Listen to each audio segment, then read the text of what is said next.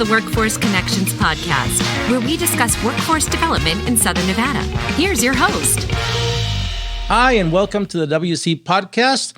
Today, we have a very special friend from the Regional Transportation Commission, my friend, Angela Castro. Thank you for being here. Thank you. Thank you, Jaime, for having me. Thank you to Workforce Connections. I really appreciate our partnership with you, but I also appreciate my friendship with you.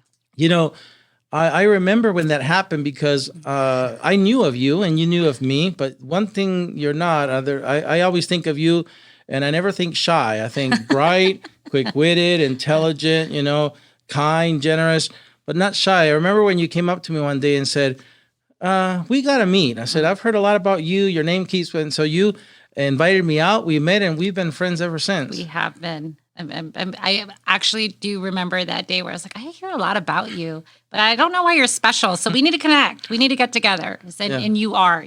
Thank you so much for all the work that you do for our community. Thank you for doing that. Yeah, we went downtown, had a nice meal, had a cocktail, and I just, ever since, I'm grateful to be your friend. Awesome.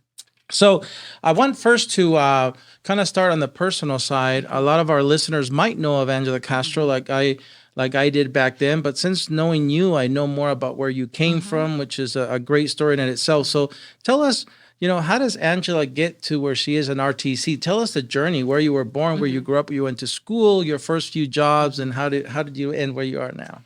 That's exciting. Anytime anybody asks me where I'm from, it's awesome. And I always say, I could be anything you want me to be. Some people are like, your last name is Torres Castro, so are you Hispanic? But you look Filipino, but you also look like you have Japanese on you. And I'm like, I could be the United Nations. So when people ask me where I'm from, born and raised on the island of Guam. We are a U.S. territory for people who don't know Guam. A lot of military people come to Guam. We are in the Pacific. It is 167,000 people live there. So it's a little bit, it's like North Las Vegas. It's a smaller version of North Las Vegas to put that into perspective. So it's a small island. We are in the South Pacific, very culturally friendly, warm, family, food. It's home. It's home for me. I moved out to Las Vegas. My dad retired from the Air Force, and he decided to call Las Vegas home. So I graduated from high school and was like, what am I going to do? I was accepted into Cornell, but decided that I didn't want to go to New York, and I needed to figure out what I was going to do. My dad lived in Las Vegas, and I'm like, you know what? I'm just going to go to Las Vegas. Wow. And so I got accepted into UNLV. It was the best decision that I've made. And honestly, when you look back at that, my parents were upset with me. They thought I was going to go to a better school. They thought, you're going to move with your dad, you're going to be comfortable.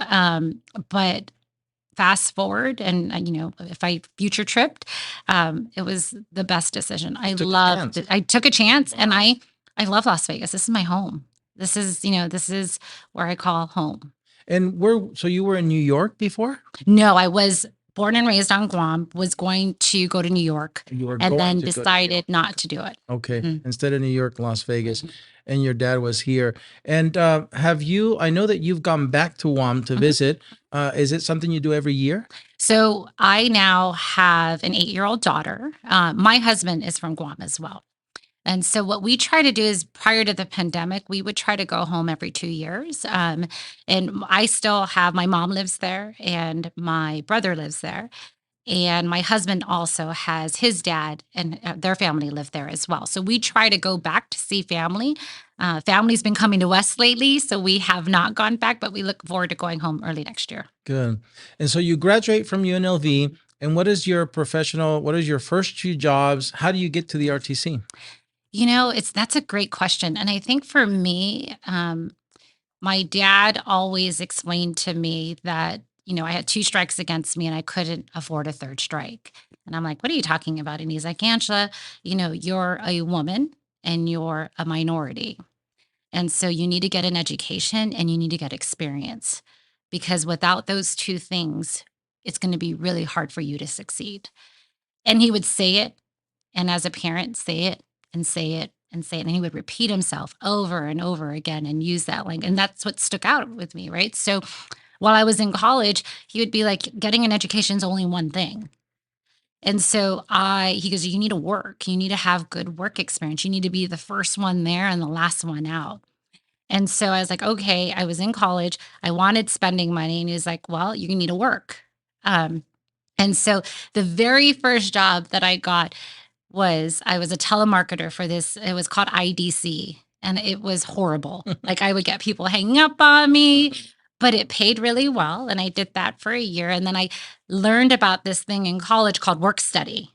And I was like, oh my gosh, I'm going to try to do work study because I'll be on campus. I'll make the same amount of money. And so I applied for UNLV's work study program and I got it. And I worked in the environmental college. And then I declared my major in communications and public relations. And again, I was like, well, how do I gain experience so that I can get a job afterwards?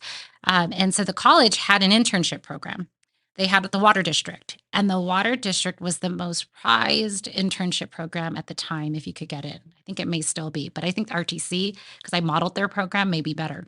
But they paid you a great salary and they worked with your schedule. And so I worked at the water district, and that really was my entryway and introduction to community engagement, giving back to the community, educating them, and working in public service. And so I did that for 3 years. Was Pat Mulray there? Pat Mulray was there. Pat Mulray was there. Tracy Bauer of Vince, Alberta.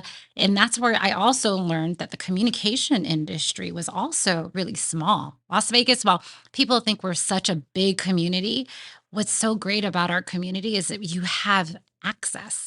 You have access to community leaders. You have access to business leaders, where in other communities it may be much difficult. Yep. So while we have a population of almost 3 million people, you can access these leaders in surprisingly a very easy That's way. right. Our governor, our U.S. senators, our representatives, you can dial them up. Yep. Right. And they'll respond to you, right, and make you feel like you matter. And so I did the water district all throughout till when I graduated, and it happened to be 9/11 hit. So 9/11 hit, and we were now going through, I want to say, the recession, right? Yep. And I remember saying, I'm going to get a job. How am I going to get a job? And like everybody else, if I want to get a job, I have to start now. And it was I think it was right around December. I was like, what am I going to do? I'm still going to apply, even though I wasn't done with school. I graduated in May. And I applied, and MGM at the time, I got a job with MGM International. And it's funny, and this is going to come full circle. Yeah.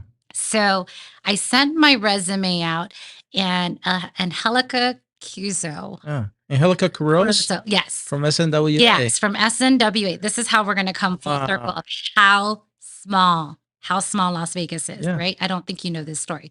I sent my resume because I was at the water district, and I'm like, I need to find a job. And she's like, you're fantastic. You're fabulous. You'll find a job. Let me send your resume out to people.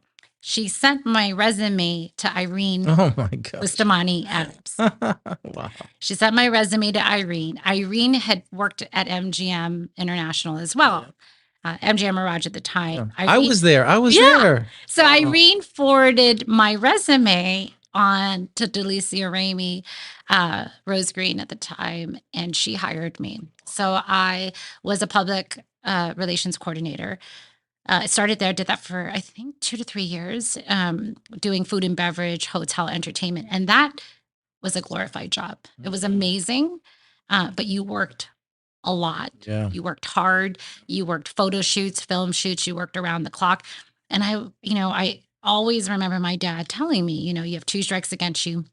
You can't afford a 3rd strike. And even when I was like, oh my gosh, I have the experience and I'm working through it, the one thing you would always tell me is you can't, no one can ever take away, no man, no woman, no one can ever take away your education. And so I've always been a lifelong learner, and I like being in school. And so I was like, I need to go back to school because I have a degree in public relations and communications. But when layoffs happened and I was seeing it and how difficult it was to get, a job, I want to make sure that I'm going to be hard to let go. And so if I understand communications, I should probably understand business as well. and how do I further diversify my skills? When you work in the hotel industry, and especially in communications and PR, you can't say, "Oh, by the way, I have a class at 6 o'clock, so I'm not gonna show up." Right? I can't do this film shoot. I need you to work around my schedule. So I knew I needed a shift. I knew I had enough experience, but I needed to find a job. And because I worked at the water district as an intern, I knew what it was like to work in a government setting. And so I put it out there. I applied and applied, and I'm like, if the universe and God wants me to do it, it'll come, but I'm going to continue to apply. And I applied for a position, actually at the recorder's office for the county. Didn't get it, but one day got a call saying, "Hey, the Regional Transportation Commission wants to interview you. Wow. Are you interested?" I said, "Sure." And so I sat on the interview panel with, again, Las Vegas is really small. So you had at the time Elaine Sanchez, Tony's wife. or Tony's wife, right? You had Ingrid Reisman, who's now she's vice president of LVCVA on transportation. And then she's no longer with us, but her name was Lisa as well. And so it was a very interesting time frame. And I remember Jaime going in and saying, "Great, I'll take this job. I just want it for 3 years. All I want to do is 3 years, and I want to get in and get out because I want my master's degree." And I remember even telling them that in the interview. And sure enough, I went in, got my master's degree, and I was like, "Okay, what's next?" Right? I did community engagement. I did PR. I took all the work that I knew how to do at from the water district in community engagement and hosting events and being out in the community and setting up tables and booths. And then I took the skills that I learned at MGM of how to write press releases, how to pitch, how to be creative, how to call people, combine those skills together, and was able to do really well at the RTC. Loved it.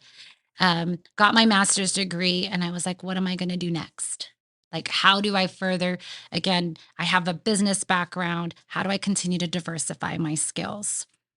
From that, I was like, okay, what am I going to do next? And I wanted to do marketing and advertising, but I didn't have marketing and advertising experience. And I didn't want to go back to making $27,000 a year either to get that experience. And so Las Vegas, small community, Curtis Miles, who is at the RTC, then now he was the deputy CEO at the time, goes to the monorail to run the monorail. He takes my boss, Ingrid Reisman, who's now at the convention center. But then Tina Quigley goes from the airport over to the RTC. Wow. And so there's a shift going on. It's really interesting when I tell this story. So there's a shift going on, but I leave. I choose to leave the RTC and I choose to go to the monorail. That's awesome. The monorail was a great experience. I had no marketing experience, no advertising experience, and they gave me the opportunity to, again, I knew how to work with the resorts because I worked at MGM and MGM International. Understood what was important to them. Curtis was a bottom line. He's an economist. He was very numbers driven, and he wouldn't let me put a marketing promotion together for the life of me if I couldn't tell him what the return on investment was, what was the impact on ridership going to be for every promotion. And then I had to knock on people's doors. It was like hard. It was hard work to say, "Hey, I'm with the monorail, and oh, by the way, Flamingo, you have a connection. And regardless of what you think, I still carry these passengers, and heads and beds is your priority." And by the universe, it was a recession. So couponing became the name of the game, and everybody wanted discounts. And Las Vegas now was on a discount because it was a recession. Yes. It was acceptable. And so I'm like, I still carry these number of people. If we'll give you a promotion, and then we'll cross promote. And so I got really creative on the marketing perspective. It taught me all of that. And we got the monorail out there. We did really well. And so I did that for 4 years, right? And was like, what's next? What else do I need to do? What else do I want to do? And I got a call. I had a few opportunities that I could explore, but the one that I what I ultimately went with was going back to the RTC. And I remember negotiating that and having a conversation. And I said, yeah, I would go back, but I need to learn government affairs. If I can get exposed to government affairs, it will further broaden me. I got marketing, I got communications. I don't know it. Don't know it. And so I went back and I worked for Tracy Bauer, who's now at DRI. And I worked under her, learning a lot of the like policy and strategy. And then after a year and a half, she left. And she went with Jacob, and Tina quickly got promoted. And then I worked for Tina.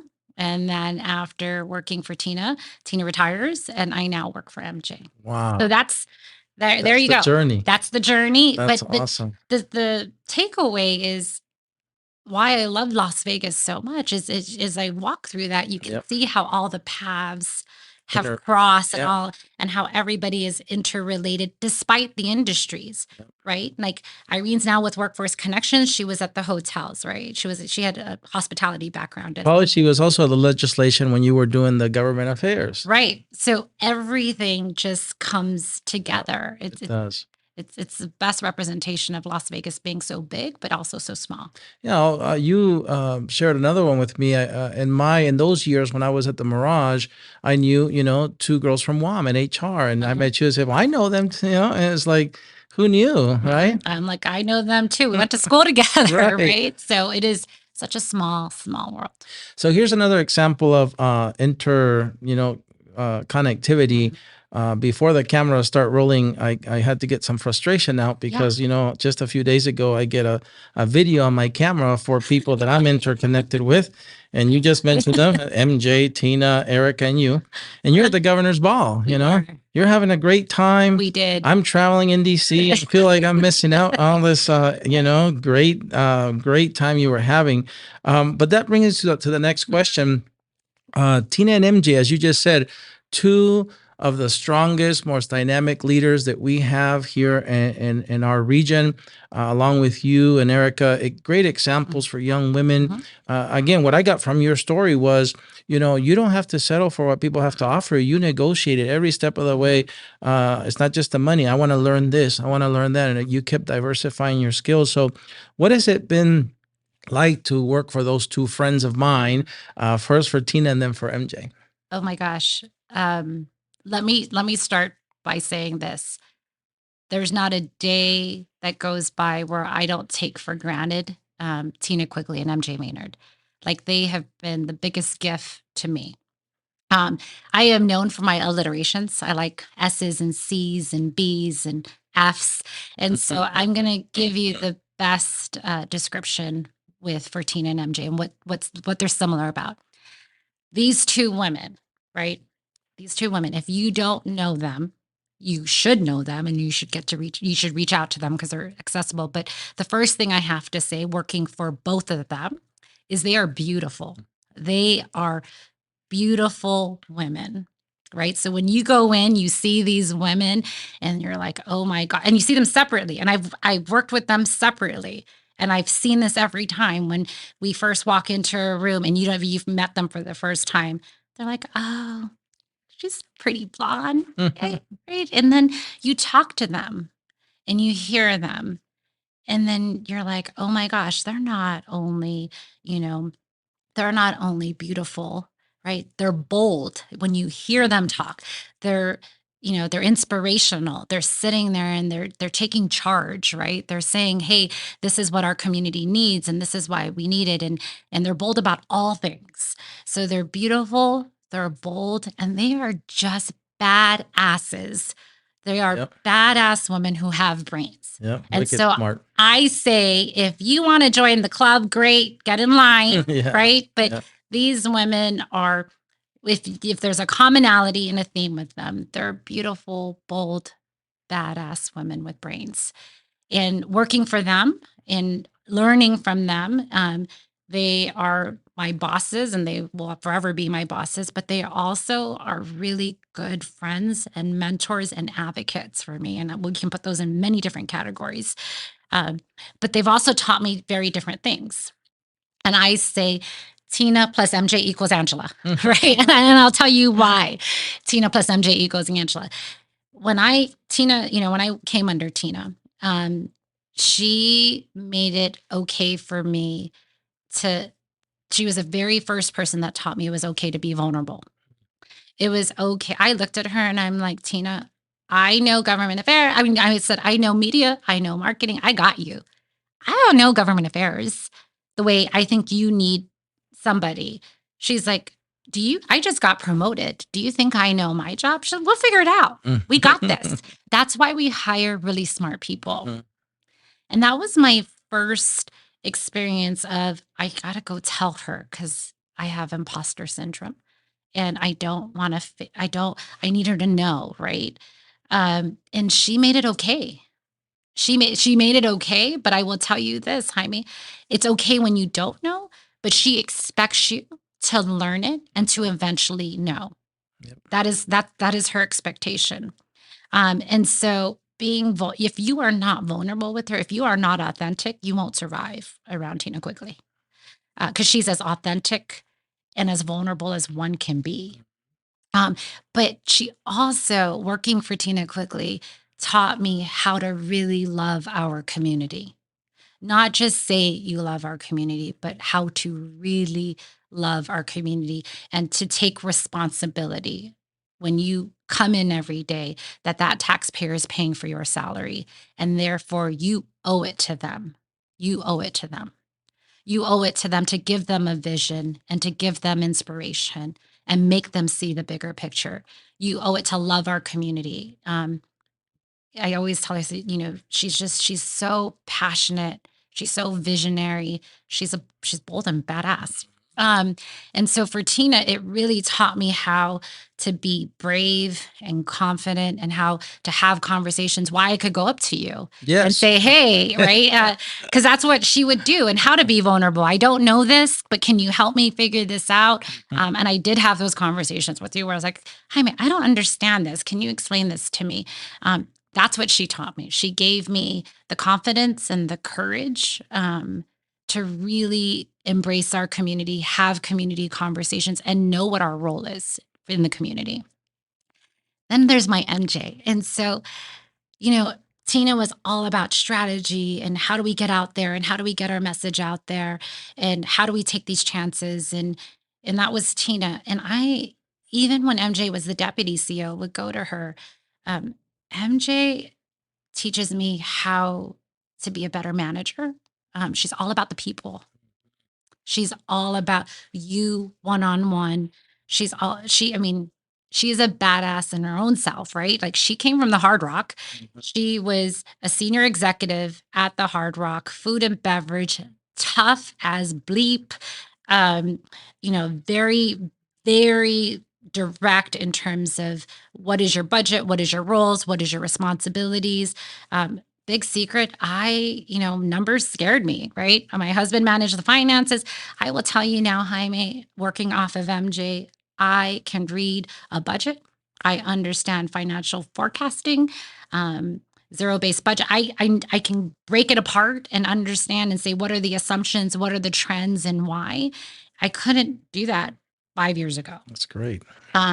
She has taught me internally that people, our people matter and they're important. She taught me how to listen, speak less, listen more, how to manage people in terms of everyone's different and is going to need different strategies and tactics, but it's my responsibility to manage them.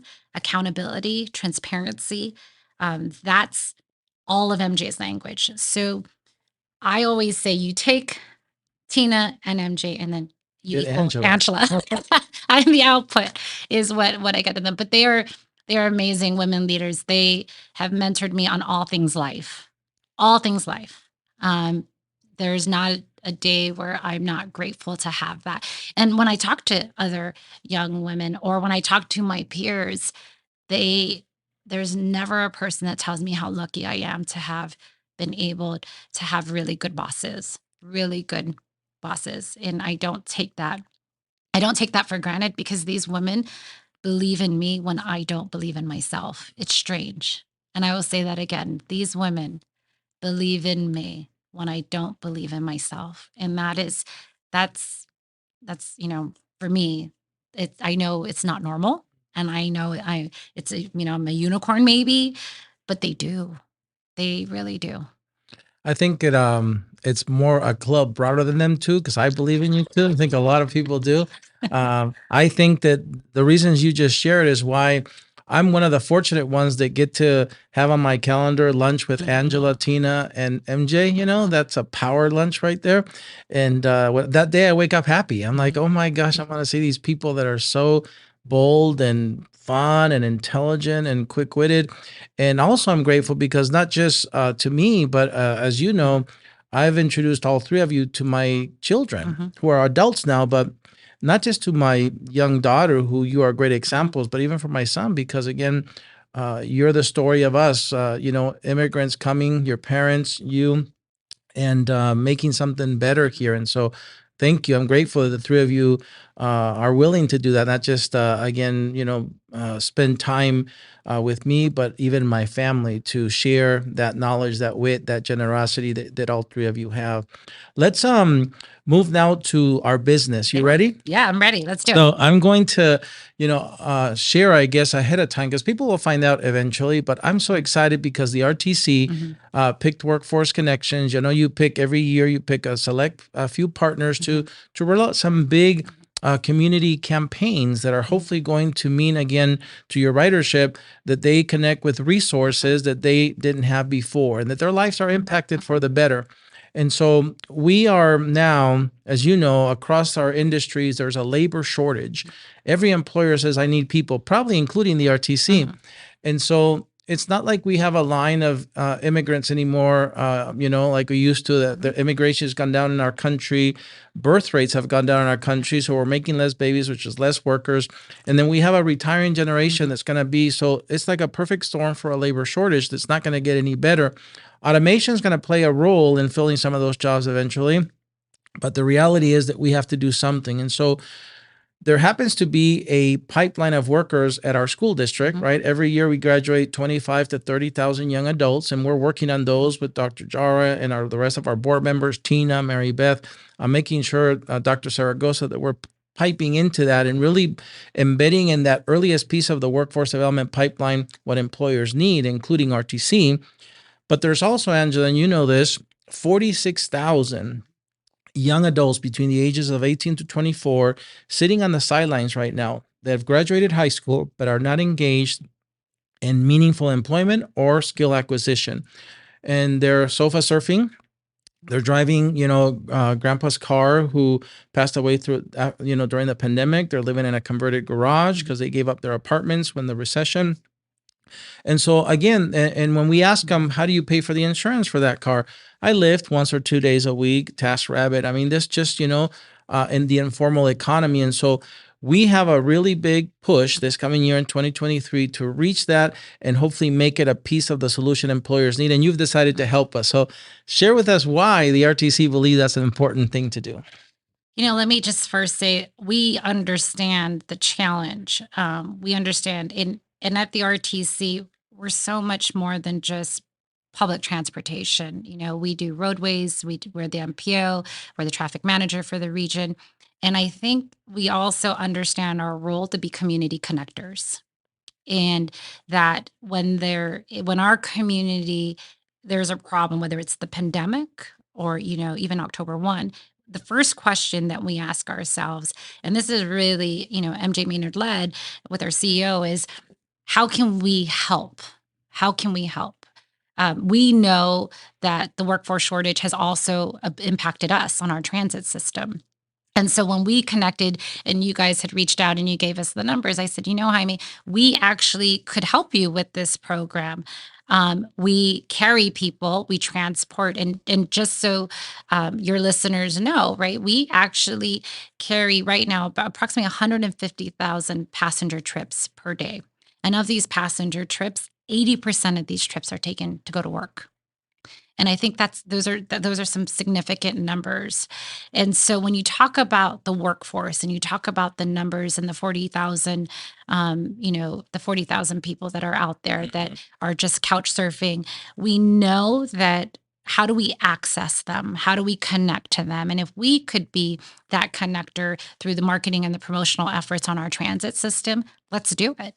Through our bus shelters, as people are passing by in targeted neighborhoods and areas, let's do that. What can we do to help you, but also help us, right? And that's what why this partnership is so great, because those people may be our transit riders. They may be logging into our Wi-Fi and saying, "Hey, are you looking for a job? Are you looking for a career?" And so it's those resources of us working together, and that's why we call ourselves best. We're the community connectors and the conveners, and this is one way where we can tell our transit riders, "Hey, here's an opportunity." Or motorists who are driving by through our bus shelters, they can see the ad, and while he's driving grandpa's, car and barely making it, maybe you're looking for a career on the shelter or on the side of the bus. And so it was coming up with those creative ways where we feel we can provide benefit and help not only you, but it's a win-win situation for our transit riders, for our community, and for Workforce Connections. Yeah, I'm really grateful. Just today, we were in another one of the meetings with your team, with Jacob, and it's been wonderful working with your team. I remember you did this with the libraries last year and so it's something that's going to bring, I think, tremendous value to the community. I think when we probably over the next few weeks, we'll be decided on the URL that will be our campaign, slogan, and we'll have MJ and you back here to launch it. How does that sound? That sounds great. I look forward to it. I think it's going to be a successful program. We put a lot of market research into it, and talking to our customers, talking to the demographics that we're trying to attract together with your team. I think we're going to make some impact and make some movement on this campaign. I'm excited. Great. Thank you for that. And so, along with a couple of years ago, I think it was 2-3 years ago, I was invited to join the LVGA Board of 50, which we thought it was great because it's a signal in our region. It never had included workforce development, the board, and so to me it was another sign of the region really now understanding that we're better together. We need to work at more alignment. So I was there in one of these lunches with you and MJ. I remember sharing with you that we talk about how workforce or the lack of is an important factor in economic development. Pretty soon we're going to run out of billability of land, developable land, water, healthcare. And you guys got mad at me and you said, well, what about transportation and mobility in general? And so since that day, I've been your champion, reminding everybody that's an important thing. And lo and behold, again, like you said, as the pieces move, guess who's the head of the LVGA now? Somebody who really understands that transportation is important. Transportation should not be forgotten. And I think she understands it because she's been in, Tina, MJ, and myself, we spent many years, in conversations with companies. And this is really what happens, and what we've been trying to change is, you negotiate through LVGA, all of these incentives, and these businesses are going to come, but they don't ask about the resources and the wraparound services that are needed for these large businesses who are coming.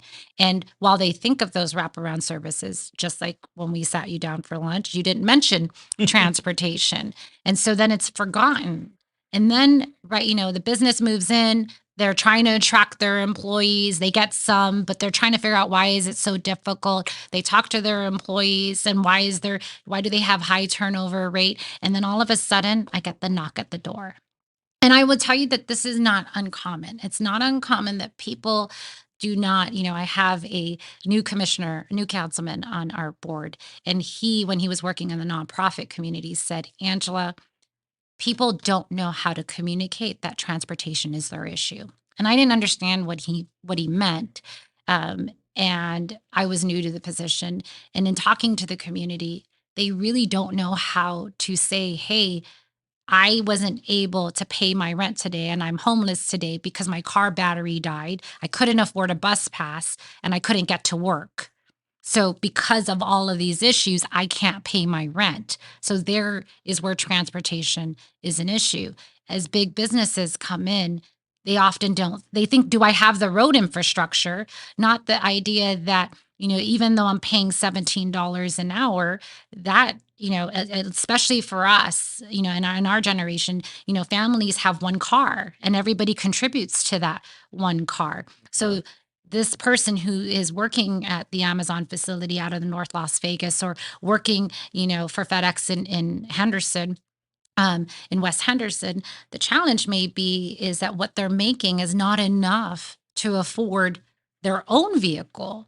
And so they need to rely, maybe not all the time, but sometimes, on public transportation. And they're hearing from their employees that, oh my gosh, it takes me 3 hours to get from, North Las Vegas to West Henderson on transit, or I don't have access at all. I don't have access at all. And so what we are hoping that we're starting to see a change in, and we are, is that we're having conversations up front about how to solve some of these challenges and issues, and not later when it's built and we can't do anything. We can't help them.